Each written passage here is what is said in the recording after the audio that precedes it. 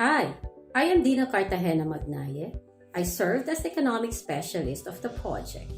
In this module, I will walk you through the economic context of settlement development and how the local economic variables that were inputted to the settlement development model can be integrated to the local planning process and served as inputs to policy formulation. Let me start my presentation. The economic dimension of the settlements development model will be characterized in this module given this outline. First will be a discussion of the brief sectoral background. This will be followed by an introduction to the economic variables used in the model, then a presentation on the integration to the planning process of the identified significant local economic variables, then the proposed policy recommendations, and lastly, the operationalization of the policy recommendations. The economic sector is considered one of the key planning sectors, both at the national and local levels. The development of this sector follows a process that mobilizes human, financial, organizational, physical, and natural resources with the end view of improving the quality of life, achieving competitiveness, and expand asset as well as wealth creation.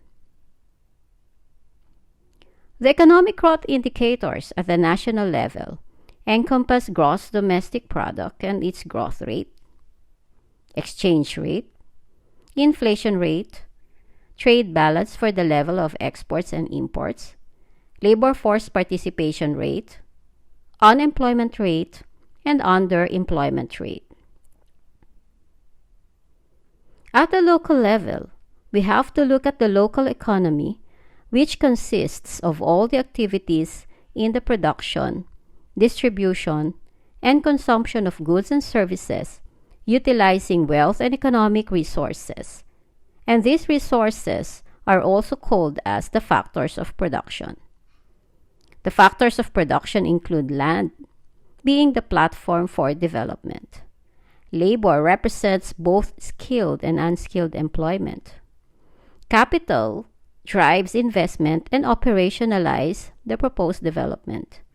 And entrepreneurship, which is the employment of land, labor, and capital. The local economy is also characterized as follows. It shows how the flow of money coming in, circulating, and leaving a community impacts economic development and wealth creation in the locality. Local economy is also a geographic area where people predominantly live and work and also earn and spend. It is also a geographic area within a political unit, which could be a province, it could be a city, or it could be a municipality. The local economy is recognized in terms of its spatial components and agents. The production space is considered as a space where producers and businesses engage in production and operation of economic activities. We also have the consumption space. This is where economic agents such as households, businesses, and other stakeholders undertake the exchange of goods and services. The enabling space provides the legal basis and enabling instruments to undertake economic activities. We also have the competitiveness space, which establishes a more intensive, localized, or worldwide exchange of goods and services that satisfy the quality standards of the local and world markets in terms of commodity pricing and returns from the employment of resources. Now let us look at the structure of the local economy. The local economic structure can be seen to be composed of three important sectors. We have the primary sector that covers agriculture, livestock, forestry, and fishery. The secondary sector covers the industries. And the tertiary sector, which is represented by the service sector.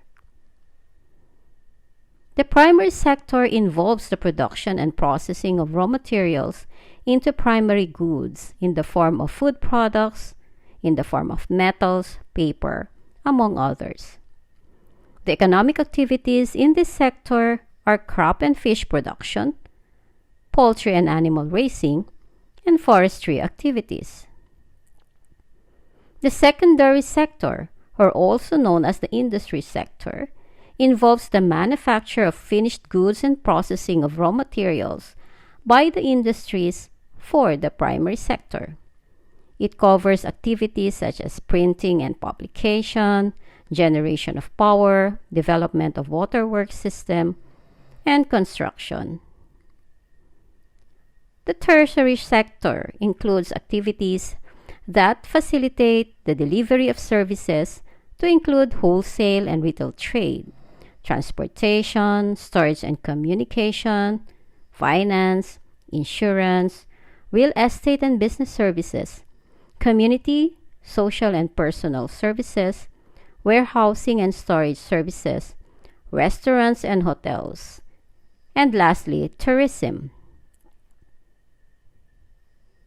The tertiary sector also comprises of the quaternary and quinary sectors.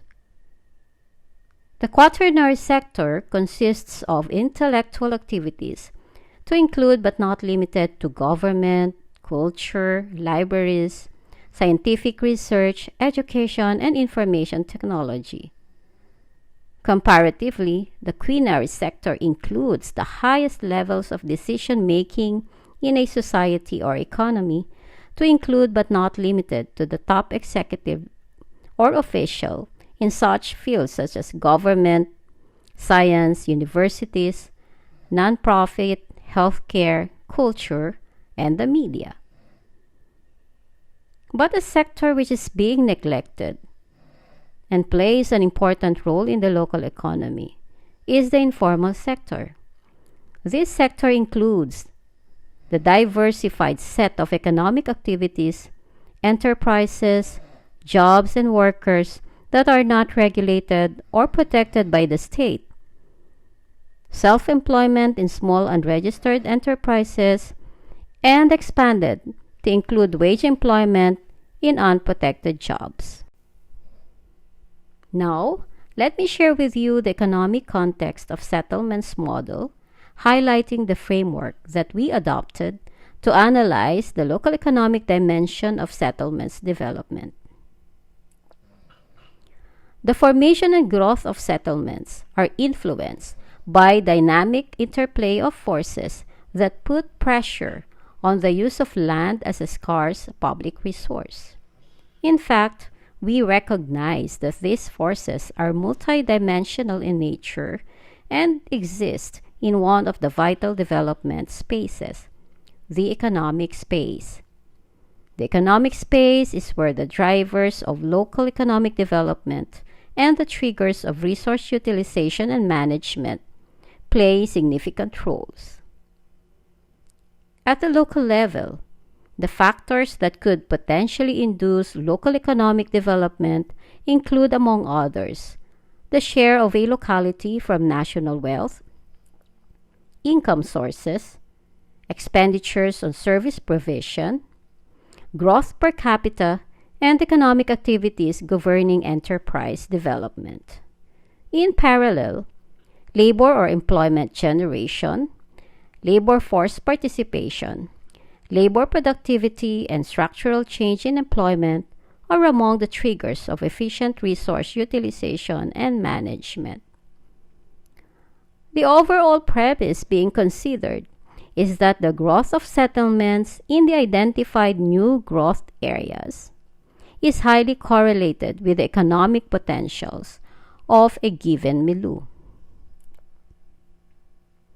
15 economic variables were used in generating the drivers of urban growth, and these are as follows: era, average family income, government expenditure, presence of economic zones, labor productivity, the land values of residential, industrial, and agricultural areas, OFW remittances, employment rate, internal revenue dependency, real property tax, local tax, land area of operating economic zones, approved investment of economic zones, gainful workers, and the number of OFWs.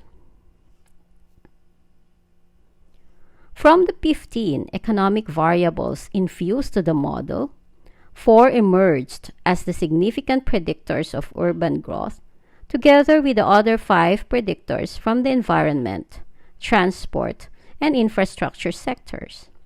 The top 3 statistically significant predictors belong to the drivers of economic development space to include the ERA, average family income, and government expenditure. The presence of economic zones ranked 5th among the significant predictors of urban growth.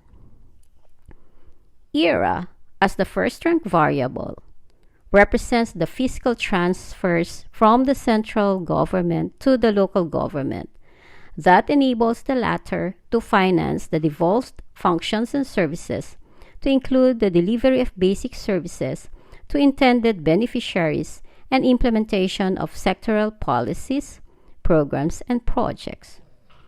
ERA also represents the share of the local government units from the total internal revenue collection or total national government revenues.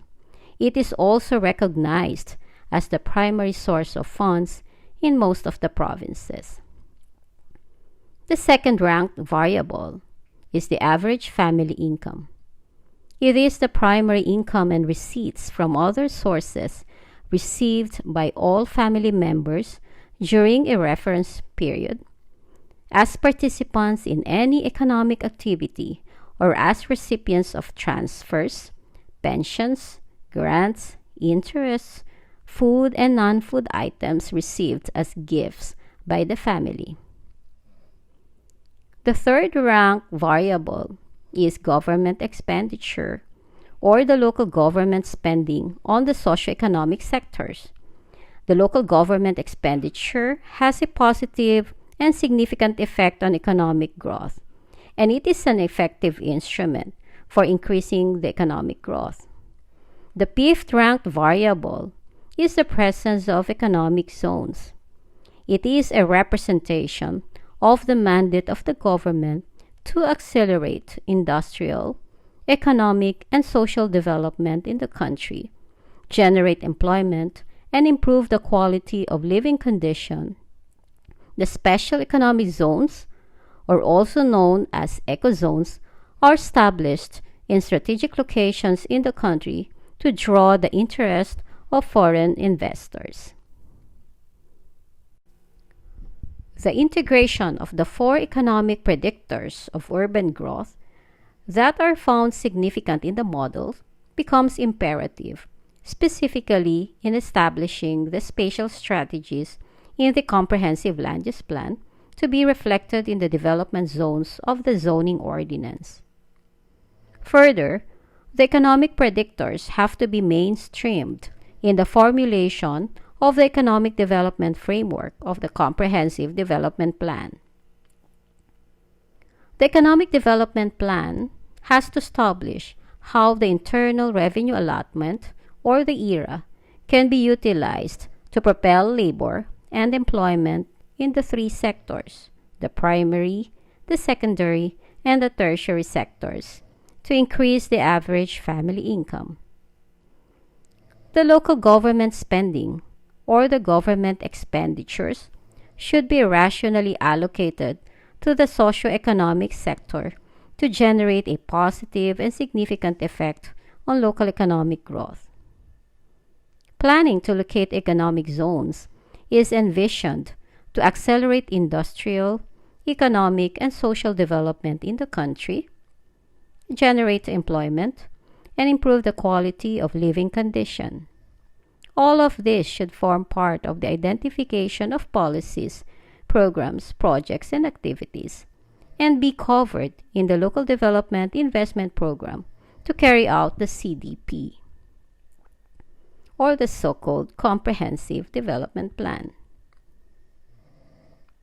Recognizing the significance of the identified economic drivers of urban growth, local economic policy formulation is envisaged to support balanced regional development. These economic policies are as follows. The first local economic policy being put forward is to anchor countryside development in targeted growth areas and balanced and integrated urban-rural development. In this policy, rural areas should be further strengthened as the prime source of food and providers of agricultural jobs through an agriculture-led development strategy. Given the increasing population of the productive age group or workforce, the urban areas may in the long run exceed their carrying capacities and unable to employ a substantial number of job seekers. Thus, agriculture-based industries should be developed to entice employment and to create forward or backward economic link with the urban zones. The second local economic policy is to offer diverse economic opportunities based on the livelihood assets or resource base of a growth area, as well as expand household asset ownership and accumulation to reduce vulnerability to economic shocks. In this policy, there should be an assessment of the livelihood assets of a growth area to define the needed capacity and skills development of settlers to include the uneducated and low-skilled individuals. And these groups usually migrate to urban areas and reside in congested slums to seek better economic opportunities, either formal or informal. And the third local economic policy is to develop an incentive scheme for potential investors and enterprises, specifically the micro, small, and medium enterprises, or the MSMEs, and integrate this with the local revenue and investment codes. This policy will encourage investors or entrepreneurs to put up enterprises, or MSMEs, or business ventures, transfer technology, and develop capital asset. The incentives to enterprises or businesses could be in the form of tax deductions, input subsidies, technical assistance, and other mechanisms that will reduce business or enterprise development cost. The suitability of housing location should also consider the support components of settlements development, one of which is the condition of the local economy, which looks at aspects concerning the stimulation of business activities and employment, as well as the utilization of the mix of existing human, physical, financial, capital, natural, and institutional resources of a given community or locality. The operationalization of the ensuing policy recommendations takes into consideration the preconditions or the targets to realize sustainable housing development, the rationale of establishing the preconditions, and the mechanism on how the preconditions or targets will be measured, monitored, and evaluated. The first precondition or target to realize sustainable housing development is that the existing local economic activities should be diverse. It should range from primary to secondary to tertiary activities in order to generate employment opportunities and determine the drivers of the local economy. In this case, we can realize the target through economic-based profiling to determine the drivers of the locality's economy. Skills mapping could also be done to determine the extent of capability of the existing local workforce and estimating the level of employment to establish economic specialization. The second precondition or target is that the productive economic sectors are located not only in developed and urbanized areas that are surrounded by large agricultural areas. This is to determine spatial requirements for economic expansion and locate potential areas for development. And one way to do this is to conduct a balancing of land supply and land demand in the local land use plan. The third precondition is that the locality should have the potential to become a nodal growth center and adapt to upgrade its hierarchy of services. The objective of which is to define the needed capacity and skills development given the qualifications and competencies of the residents. To operationalize this, the estimation of growth of commercial activities is deemed essential. The fourth precondition is that economic activities are supported by physical infrastructure, investment or finance, incentives, as well as promotion and marketing strategies to ensure sustainability of local economic activities. And this can be carried out through an inventory of local economic support systems. And what are these? Physical infrastructure, irrigation facilities, water supply, farm-to-market roads, post-harvest facilities, credit and finance, technical assistance, among others. Last but not the least, local economic policies should be supportive of the development vision of a locality, given the development framework of the province or the region, to achieve equity in business and employment opportunities. This necessitates mapping of policies that will accelerate economic growth and policies. In conclusion, there is a need to integrate all the preconditions through interdisciplinary and cross-sectoral approaches, taking into account the different disciplines needed in settlements development and the diverse views and perspectives of the local economic development stakeholders. Maraming salamat po.